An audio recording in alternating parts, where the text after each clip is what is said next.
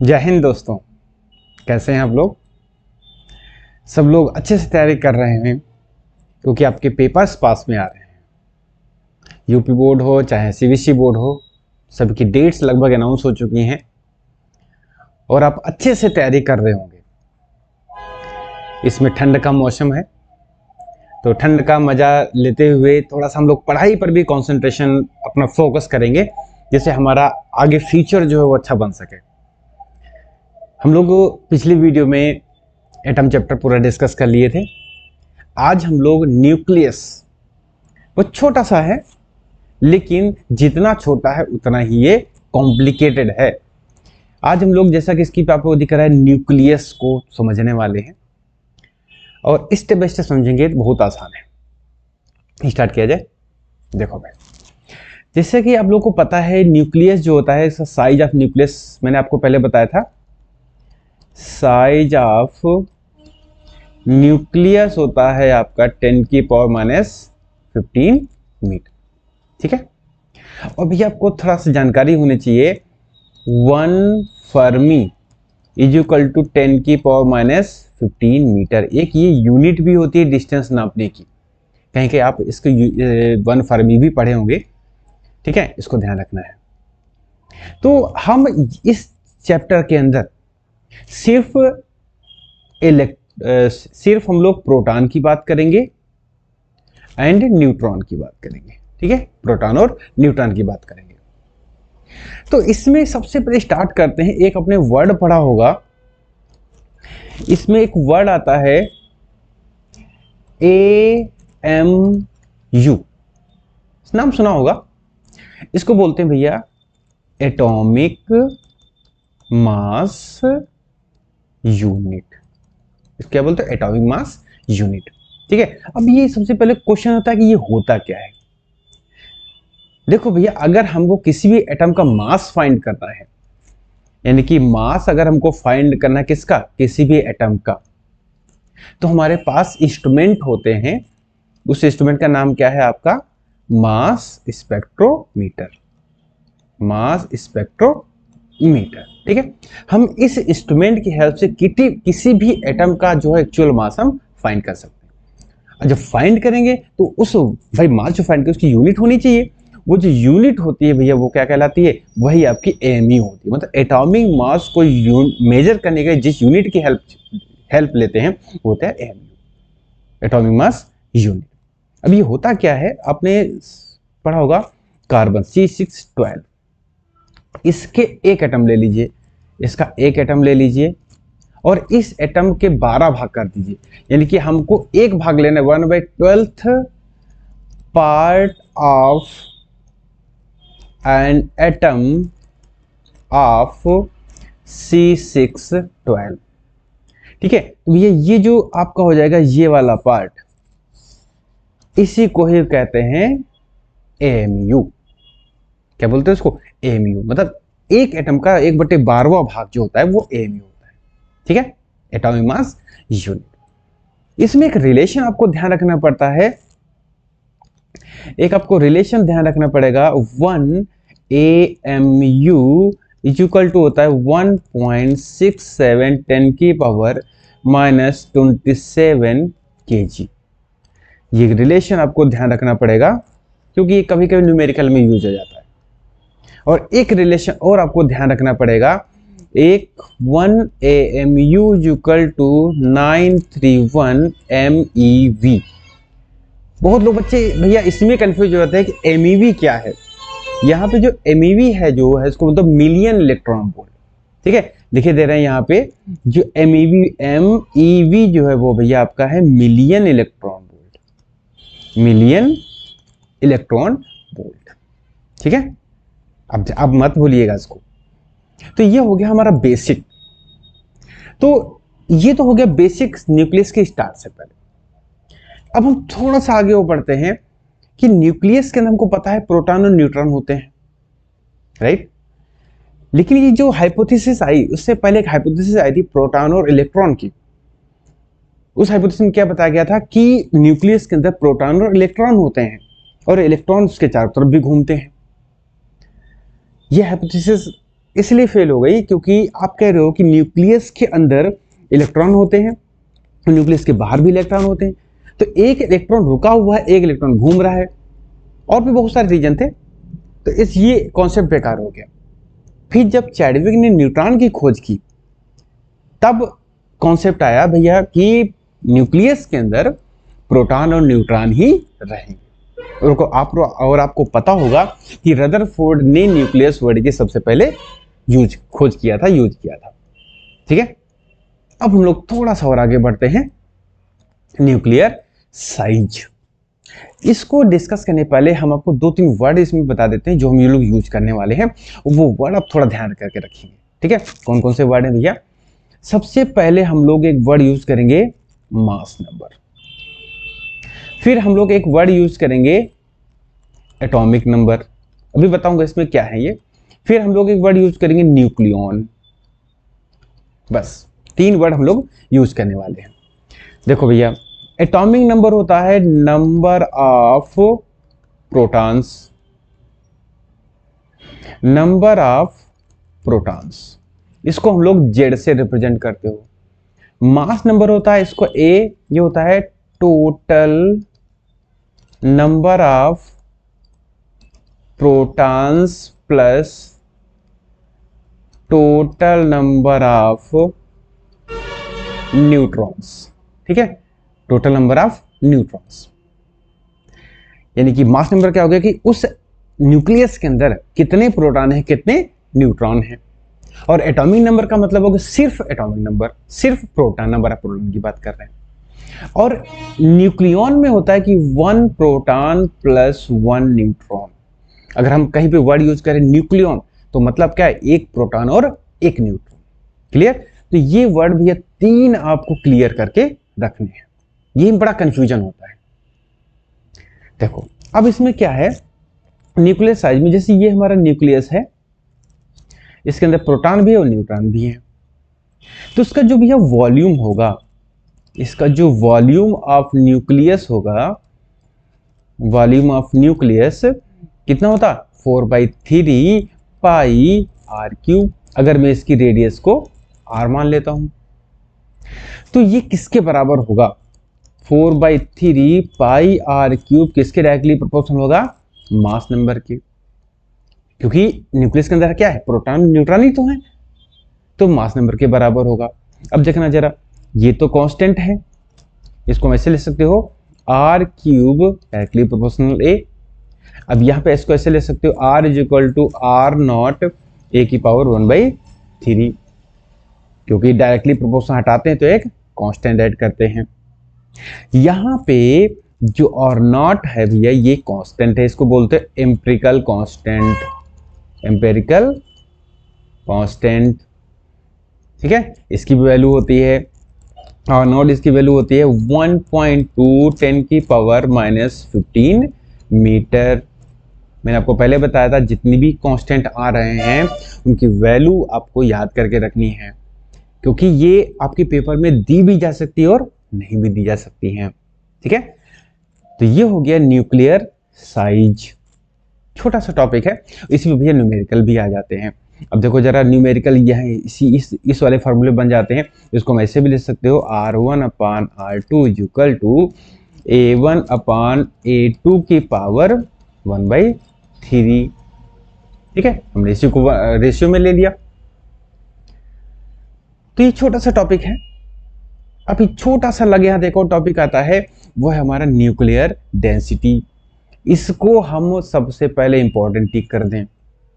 क्यों इंपॉर्टेंट है आपको पता चलेगा। देखो भाई, न्यूक्लियर डेंसिटी इसको रो से डिनोट करते हैं। अब रो क्या होता है, डेंसिटी क्या होता है, मास अपॉन वॉल्यूम। तो यहां पे क्या हो जाएगा, nucleus volume, nucleus mass upon volume. ठीक है, देखो जरा, rho is equal to nucleus mass, सबसे इंपॉर्टेंट है। देखो जरा ये कैसे निकालेंगे, अगर हम आपसे कहें कि average mass of nucleon, average mass of nucleon मतलब एक प्रोटॉन प्लस एक न्यूट्रॉन का एवरेज मास हम अगर स्मॉल m माने तो उसके अंदर है कितने, मास नंबर के बराबर। तो टोटल मास कितना हो जाएगा, टोटल मास कितना हो जाएगा भैया, टोटल मास, एक प्रोटॉन एक न्यूट्रॉन का एवरेज मास m है, उसके अंदर है कितने, a है।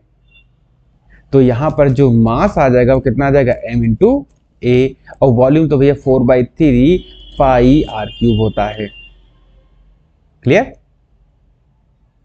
सिर्फ यही समझने वाला है, एक प्रोटॉन और एक न्यूट्रॉन का जो एवरेज मास है वो m है, और कितने हैं, वो a प्रोटॉन न्यूट्रॉन है, ठीक है, मास नंबर के बराबर। अब देखो rho is equal to M A upon 4/3 pi R naught cube और ए, क्योंकि देखो हमको क्या फॉर्मूला पता था, R is equal to R not A की पावर 1/3, इसको मैं ऐसे ले सकते हो, R cube is equal to R naught cube A, ठीक है, बिल्कुल सिंपल सा मैथ का फॉर्मूला है। अब देखो यहां पर ए से ए कैंसिल आउट, क्या बचा, rho is equal to M upon 4, ये 3 हो गया, पाई आर नॉट क्यूब। अब जरा ध्यान से इस फॉर्मूले की तरफ देखिए, यहां पे m average mass of nucleons, ये भी constant, 4 pi constant, R nought constant, यानी कि रो क्या हो जाएगा, कांस्टेंट हो गया भैया। यानी कि कोई भी आप एटम ले लीजिए, कोई भी एटम ले लीजिए, सभी की जो न्यूक्लियर डेंसिटी कैसी होगी, कांस्टेंट होगी। हमेशा ध्यान रखना, एक क्वेश्चन इसी से पूछा गया था कि कोई भी एटम दे देते हैं, कहेगा इसकी न्यूक्लियर डेंसिटी बताओ, न्यूक्लियर डेंसिटी पे कभी भी कोई फर्क नहीं पड़ने वाला होता है। और रो की वैल्यू कितनी होती है, 2.29 10 की पावर 17 kg पर मीटर क्यूब, ये इसकी वैल्यू होती है, और ये कभी भी चेंज नहीं होती है। हमेशा ध्यान रखना, ये सभी एलिमेंट के लिए कांस्टेंट होती है। क्वेश्चन आ जाता है न्यूक्लियर डेंसिटी का, ठीक है। तो ये हो गया हमारा न्यूक्लियर डेंसिटी। देखिए छोटे छोटे टॉपिक हैं लेकिन इंपॉर्टेंट टॉपिक हैं, ठीक है। चलो नेक्स्ट हम लोग बढ़ते हैं, binding energy and mass defect. देखो अगर मैं इसको थोड़ा सा आसान से एक्सप्लेन करता हूं, जैसे ये मेरे पास कोई मैं एक ऑब्जेक्ट बना देता हूं, ये इसका कैप है, ये 1 और सेकेंड पार्ट, ठीक है। अगर मैं इस पूरी ऑब्जेक्ट का मास कैपिटल M मान लूं, इस पूरी ऑब्जेक्ट का मास कैपिटल M मान लूं, और 1 का मास अगर मैं M1 मानता हूं और 2 का मास M2 अलग अलग करके मानता हूं, तो इसको मैं ऐसे भी लिख सकते हैं M1 plus M2 equal to M, ठीक है। यानी कि एक जैसे सपोज करो ये पेन है, पेन में कुछ कैप लगा होता है, कैप को निकाल दें, पेन अलग कर लो, कैप का मास पेन का मास, दोनों को कैलकुलेट कर लीजिए, जोड़ दीजिए, फिर इसमें कैप लगा दीजिए, फिर इसको नापिए, दोनों का मास कैसा होना चाहिए, बराबर होना चाहिए, राइट ना। लेकिन न्यूक्लियस के केस में ऐसा नहीं होता है। देखो जरा न्यूक्लियस केस में क्या होता है, इसको हटा देते हैं। देखो मान लेते हैं ये न्यूक्लियस है, इसका रियल का मास कितना है, रियल का मास जो है वो मान लेते हैं कैपिटल M है, क्योंकि हमारे पास मास स्पेक्ट्रोमीटर है रियल का मास नापने के लिए। यहां इसके अंदर प्रोटॉन भी है और न्यूट्रॉन भी है, ठीक है। अगर मैं प्रोटॉन और न्यूट्रॉन कितने कितने हमको पता नहीं है, ठीक है। अब मान लेते हैं यहां पर जो Z है एटॉमिक मास, Z प्रोटॉन्स हैं plus Z minus A neutrons हैं, क्योंकि देखो A क्या था, मास नंबर था, Z क्या था, प्रोटॉन, पीछे जो मैंने कॉन्सेप्ट बताए थे आपको। तो अगर Z नंबर ऑफ प्रोटॉन्स हैं और Z minus A number of neutrons हैं, ठीक है, तो इन दोनों का हम अगर ऐड कर दें तो इस M के बराबर आना चाहिए, लेकिन ऐसा नहीं होता है, ये हमेशा ज्यादा होता है, ये कम होता है। जब माइनस करते हैं तो जो आपको आंसर मिलेगा ये डेल्टा M, तो भाई मास में कुछ गड़बड़ होगा, तो यही जो डेल्टा M होता है इसी को बोलते हो मास डिफेक्ट। यानी कि जब हम लोग number of proton number of neutron को ऐड कर देते हैं, वो हमेशा ज्यादा रहता है न्यूक्लियस के मास, रियल के मास से ज्यादा रहता है, यानी कि रियल का मास जो होता है वो हमेशा कम होता है। इसको एक्चुअल मास बोलते हो, ठीक है, ये हमेशा कम होता है। अब ये मास में कमी क्यों आ जाती है भाई? मास में कमी क्यों आई? ये जो मास कम हुआ है वो गया कहाँ है? क्योंकि मास एनर्जी रिलेशन से हम कुछ को नष्ट तो नहीं कर सकते हैं, E=mc² से, मास एनर्जी रिलेशन से। तो ये जो मास में कमी आई है भैया, वही कमी बाइंडिंग एनर्जी प्रोड्यूस करती है। वही एनर्जी, वही जो मास है वो किस फॉर्म में प्रेजेंट होता है? बाइंडिंग एनर्जी के फॉर्म में। एक क्वेश्चन भैया यहीं पे आ गया था कि बाइंडिंग एनर्जी प्रोड्यूस करने के लिए कौन रिस्पॉन्सिबल है? मास डिफेक्ट रिस्पॉन्सिबल होता है, राइट। अब बाइंडिंग एनर्जी क्या होता है? जैसे ये हमारा न्यूक्लियस है, प्रोटॉन और न्यूट्रॉन ये आपस में बंधे हुए हैं और इनको हमको अलग अलग करना है, इनको हमको अलग अलग करना है। तो जितनी एनर्जी की जरूरत होती है उनको अलग अलग करने के लिए, वही क्या कहलाती है? बाइंडिंग एनर्जी कहलाती है। वो क्या कहलाती है भैया? बाइंडिंग एनर्जी कहलाती है। और ये बाइंडिंग एनर्जी किसकी वजह से प्रोड्यूस है? मास डिफेक्ट की वजह से प्रोड्यूस होती है, ठीक है। समझ गए मास डिफेक्ट का काम? कि मास डिफेक्ट क्या होता है कि रियल में अगर हम एक प्रोटॉन ले लें, एक न्यूट्रॉन, के दोनों को मास अलग अलग निकालो, जोड़ दो, और न्यूक्लियस का रियल का मास निकालो, तो रियल का मास कम होगा और जो प्रोटॉन न्यूट्रॉन को जोड़ने से मिलता है वो ज्यादा होगा। और जो कमी आई है ये मास डिफेक्ट कहलाती है। और ये कमी कहीं जाएगी नहीं, वहां पे किस फॉर्म में प्रेजेंट रहती है? बाइंडिंग एनर्जी के फॉर्म में प्रोड्यूस रहती है। क्लियर? ये हो गया मास डिफेक्ट और बाइंडिंग एनर्जी। तो यहीं पे एक कर्व आता है, ग्राफ, जिसके बेसिस पे हम ये एक्सप्लेन करते हैं बाइंडिंग एनर्जी के बेसिस पे कि कौन एलिमेंट स्टेबल है, कौन एलिमेंट अनस्टेबल है। बहुत तरीके से इसको एक्सप्लेन किया जाता है, बहुत सारे पैरामीटर्स हैं। जैसे अभी मैं आपको आज पढ़ाऊंगा पैकिंग फ्रैक्शन, इसके बेस पर भी आप एक्सप्लेन कर सकते हो कि कौन स्टेबल है, कौन अनस्टेबल है, ठीक है। अब हम लोग थोड़ा आगे बढ़ते हैं। जो हम लोग अब पढ़ने वाले हैं बाइंडिंग एनर्जी का, जो आपके सामने दिख रहा है ये बाइंडिंग एनर्जी कर्व है। अब इसमें देखो थोड़ा सा, यहां पे एक ये रीजन है, ये रीजन लगभग फ्लैट रीजन है, ये वाला, ये रीजन अलग रीजन है, ये वाला, ये रीजन कुछ और रीजन है। यानी कि हमने यहां पे देखिए 3 रीजन बता दिए हैं, ये पहला रीजन, ये सेकेंड रीजन, ये थर्ड रीजन, ठीक है। अब जरा ध्यान सुनिएगा कि रीजन, पहले वाले रीजन को देखते हैं। पहले वाले रीजन में देखिए ये कुछ पीक्स दिख रहे हैं, ये भैया स्टेबल एलिमेंट को शो करते हैं। ये जो पीक्स हैं ये स्टेबल एलिमेंट को शो करते हैं, राइट। यहां पर नेक्स्ट थोड़ा सा जब हम आगे बढ़ते हैं, ये जो बीच का फ्लैट पोर्शन होता है, ये जो फ्लैट पोर्शन है ये वाला, ये जो एलिमेंट्स हैं ये स्टेबल एलिमेंट्स कहलाते हैं। मतलब ये ज्यादा खुरापात में भाग नहीं लेते हैं। इधर का ये वाला पोर्शन और ये वाला पोर्शन ये अनस्टेबल एलिमेंट्स कहलाते हैं। क्योंकि देखो इधर लाइट न्यूक्लियाई हैं, ये लाइट हैं, ये हैवी हैं। क्योंकि इधर लगभग आपके 180 के ऊपर जा रहे एटॉमिक नंबर और इधर आपका एटॉमिक नंबर कम है। मतलब लाइट वाले की तरफ नंबर ऑफ प्रोटॉन्स कम है और हैवी की तरफ नंबर ऑफ प्रोटॉन्स ज्यादा है। तो जिसके पास कम है वो भी अनस्टेबल है, जिसके पास ज्यादा है वो भी अनस्टेबल है। स्टेबल कौन है? मीडियम वाला, उसके पास स्टेबल है। क्यों स्टेबल है? क्योंकि जब आप पढ़ोगे आगे हायर क्लासेस में प्रोटॉन और न्यूट्रॉन रेशियो, तो धीरे धीरे ये ग्राफ जो आइडियल होता है वो इस तरीके से बढ़ाना चाहिए। लेकिन जब हम लोग का ग्राफ हम लोग पढ़ते हैं, रीड करते हैं, तो इस तरीके से ऊपर बढ़ता है। ये न्यूट्रॉन होते हैं, ये प्रोटॉन्स होते हैं। मतलब शुरू में जब तक लाइट न्यूक्लियर रहता है तब तक नंबर ऑफ प्रोटॉन्स भी बढ़ते हैं, नंबर ऑफ न्यूट्रॉन्स भी बढ़ते हैं। लेकिन धीरे धीरे आगे हम जब बढ़ते हैं, नंबर ऑफ न्यूट्रॉन ज्यादा बढ़ते हैं, नंबर ऑफ प्रोटॉन्स उस एलिमेंट के अंदर कम बढ़ते हैं।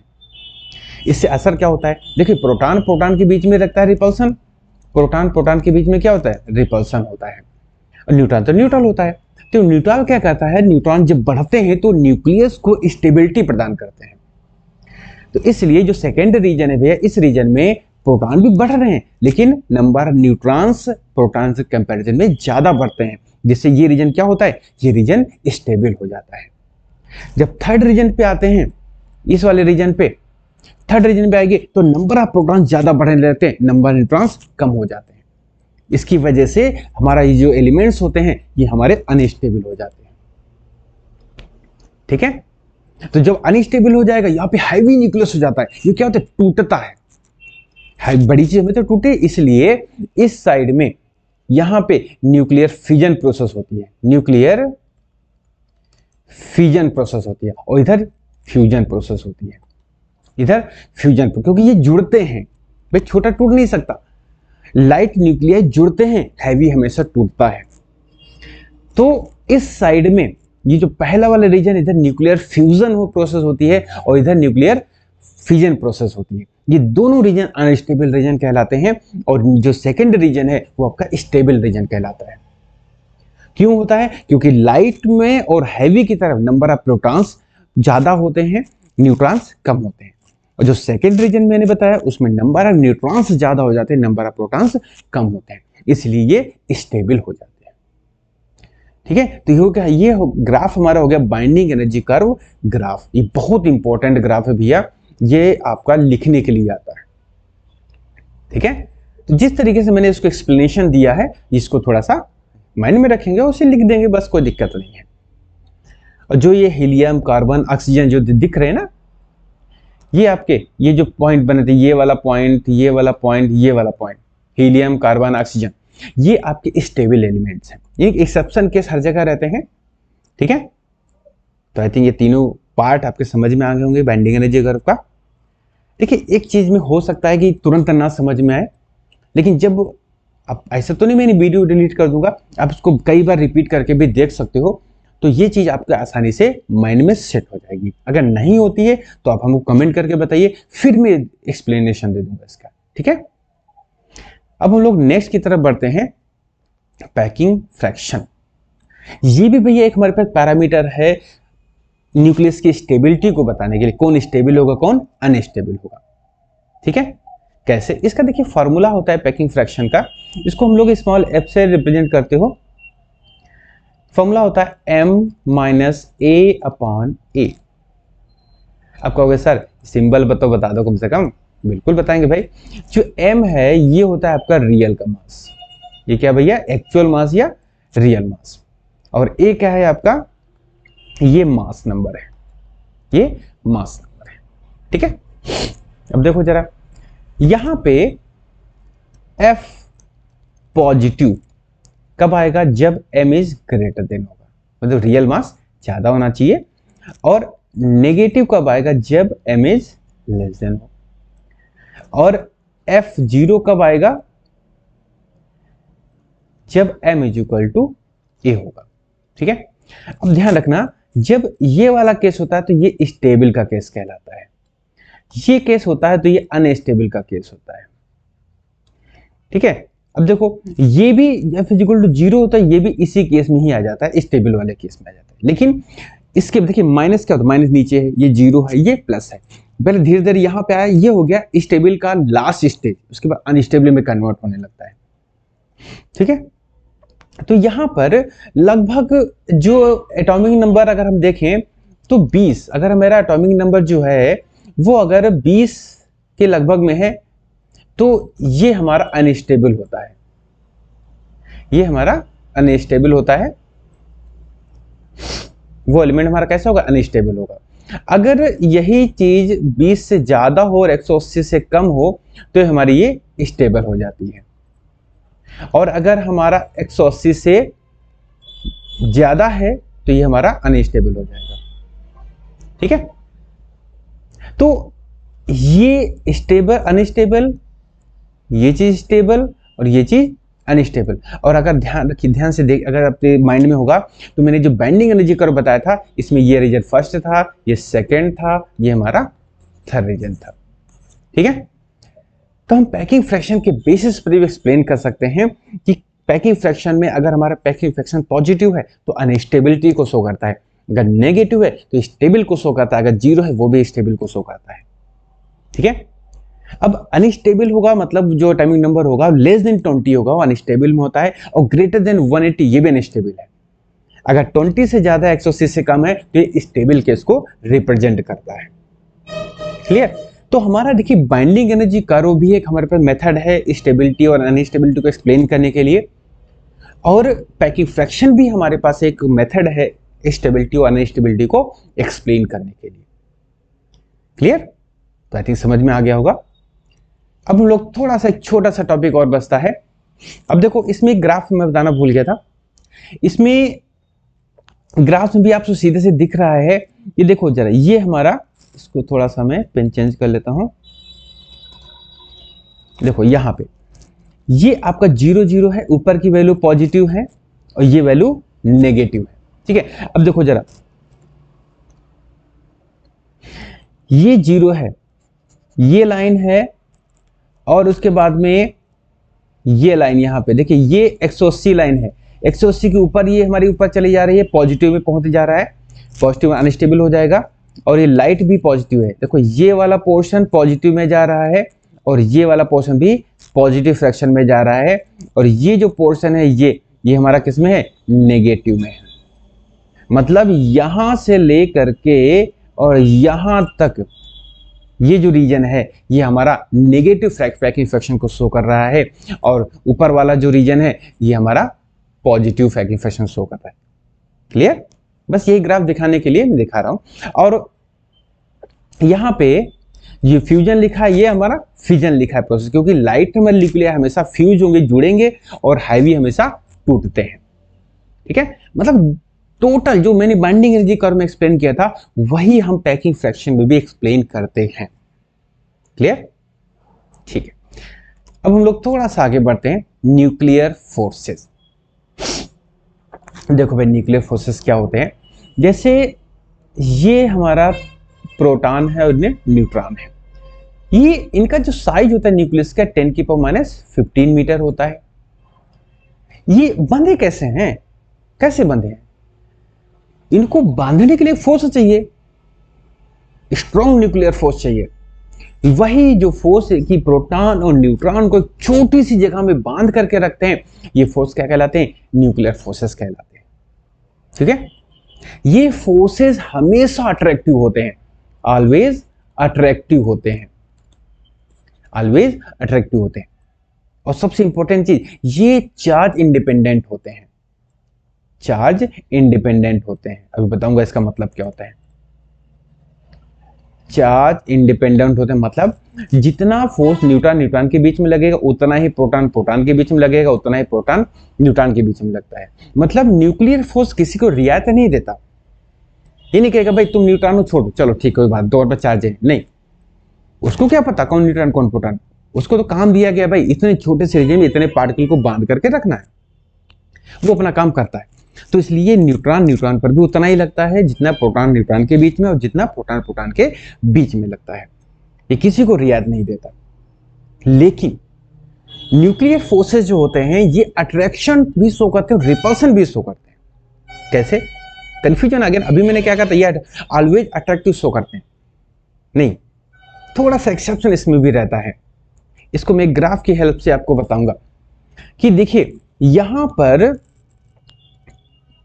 इस पॉइंट के बाद देखिए ग्राफ ऊपर बढ़ने लगा है, इसको यहां पर 0.8 वैल्यू होती है, यानी कि जब न्यूक्लियॉन्स के बीच में 0.8 फर्मी की डिस्टेंस से कम होने लगता है तो फोर्स रिपल्सन हो जाता है, और उससे जब ज्यादा रहता है तो हमारा ये अट्रैक्शन रहता है। देखो जैसे ये है प्रोटॉन, ये न्यूट्रॉन, एक दूसरे से थोड़ी दूरी पे है तो इनके बीच में अट्रैक्शन फोर्स लगता है। न्यूक्लियर फोर्सेस पे अट्रैक्टिव न्यूक्लियर फोर्स लगता है। लेकिन जब इनके बीच में जो डिस्टेंस है वो 0.8 फर्मी से कम हो जाती है तो यही स्ट्रॉन्ग क्या करता है, यही स्ट्रॉन्ग फोर्स रिपल्सन में कन्वर्ट हो जाता है। मतलब ना तो पास पास रहने देगा नहीं दूर दूर जाने देगा, राइट? ना तो पास पास जाने देगा ना तो दूर दूर जाने देगा, पास में भी नहीं रखेगा, दूर भी नहीं जाने देता है। मतलब इतनी दूरी पे तो अट्रैक्शन लगेगा और बहुत पास रिपल्सन लगे, फिर दूर कर देगा, फिर अट्रैक्शन लगा फिर रिपल्सन। इस तरीके से ये जो फोर्स है न्यूक्लियर फोर्स जो है जब 0.8 फर्मी से कम पे हो जाता है तो ये रिपल्सन हो जाता है, रिपल्सिव कैरेक्टर शो करने लगता है। और 0.8 फर्मी से ऊपर होगा तो क्या करेगा, ये अट्रैक्टिव शो करने लगता है। तो ध्यान रखना भैया, 0.8 फर्मी की डिस्टेंस से कम है, अगर दो न्यूक्लियन के बीच की जो डिस्टेंस 0.8 फर्मी से कम है तो रिपल्सन, 0.8 फर्मी से ज्यादा है तो अट्रैक्शन शो करेगा। ठीक है, ये चार्ज इंडिपेंडेंट होते हैं, वैसे मोस्टली ये अट्रैक्टिव नेचर के होते हैं। ठीक है, तो ये हमारा हो गया न्यूक्लियर फोर्सेस। तो लगभग न्यूक्लियस वाला पूरा टॉपिक जो मैंने आज इस वीडियो में आपको बता दिया है। भी अगर ये वीडियो आपको अच्छी लग रही हो तो रिक्वेस्ट है कि इसको ज़्यादा से ज़्यादा लोगों तक पहुंचाइए। चैनल को लाइक शेयर और सब्सक्राइब करिए, जिससे और भी चीज़ें आपको अच्छे से बताता रहूँगा। अब नेक्स्ट वीडियो में हम लोग रेडियो एक्टिव मटेरियल्स क्या होते हैं, कैसे अपने अंदर से अल्फा बीटा गामा पार्टिकल्स को एमिट करते हैं, बहुत आसान से लैंग्वेज में बताऊंगा। लेकिन उसके लिए क्या करना पड़ेगा, जिन्होंने सब्सक्राइब नहीं किया जल्दी सब्सक्राइब कर लीजिए, जिससे मैं जो भी वीडियो डालता हूं उसकी नोटिफिकेशन आपके पास तक आ जाए और आपको वो टॉपिक अच्छे से अच्छा समझ में आए। और जो भी आपको कहीं पर भी कोई दिक्कत आती है तो तुरंत कमेंट बॉक्स में कमेंट कर दिए, क्योंकि मैंने ये जो डिस्कसिंग चैनल बनाया है। ठीक है, तो इसी साथ ही फिर मिलूंगा नेक्स्ट वीडियो में। तब तक के लिए जय हिंद, take care and bye bye.